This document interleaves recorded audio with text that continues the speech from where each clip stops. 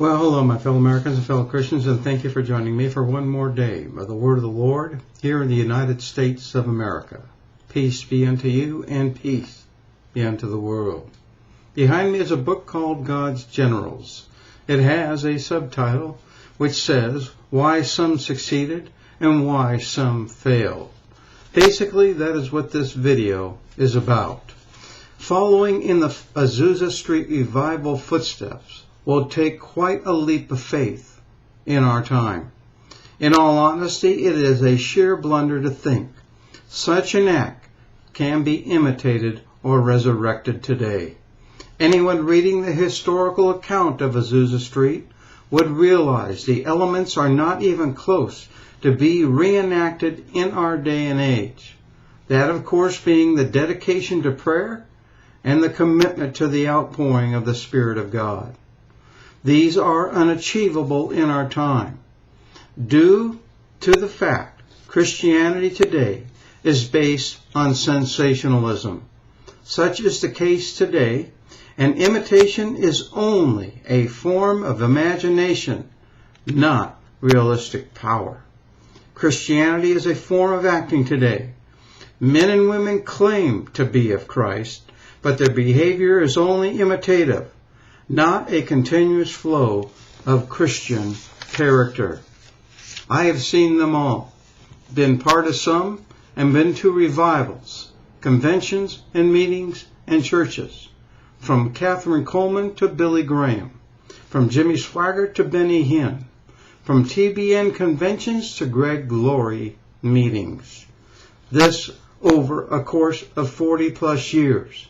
And I can tell you, the power of the gospel in the 60s and 70s waned in the 80s, became nothing but imitation in the 90s, and from 2000 on is nothing more than a desensitized entertainment gospel, claiming its power, but it is not even close to the real move of Christ's Spirit upon men.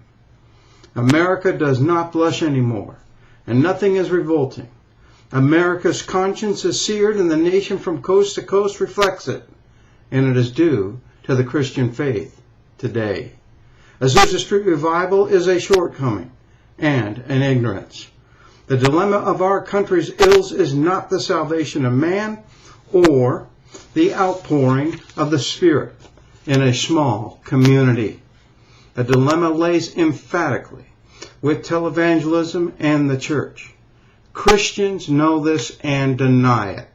Until the church gets it right, until they turn properly towards God, the nation will continue to suffer. Until the money changers of televangelism are thrown out, darkness will increase in our streets. Are my words questionable? I said economic collapse was coming in 2007. It happened in 2008. In fact, I said, who are you going to turn to when there is economic collapse? I said violence would increase in America. Who today can deny it? I said war would reach our shores if we reject the principles of Christ.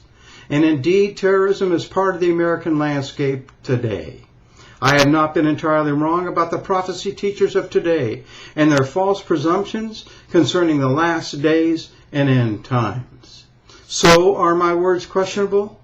Until the church returns unto listening to the men of God in the pulpit, and see the pulpit as only as holy ground where the message of the Lord dwells, Azusa Street resemblance will be sheer imitation, and the true power of Christ will be claimed but not present.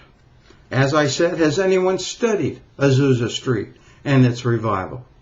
It was in a church that the outpouring took place, and from there it spilled to the press, and from handing out flyers it became attentive, and people were moved, and they attended.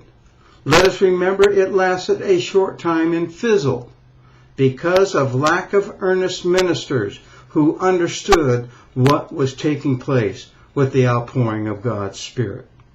Yes, it is great to think this can happen in our time, but it cannot because of the desensitized Christianity we have in our land today that imitates the gospel It is entertaining, but solves nothing. The country wholly and prophetically reflects it. The arrogance of our Christian age is a fallacy, and the falling away of what Christ desires is obviously seen. Until the Christians today return to the church for the Lord's message and become dedicated to Christ, His reputation and honor, there will be no revival in the land. God bless you, and God bless the United States of America.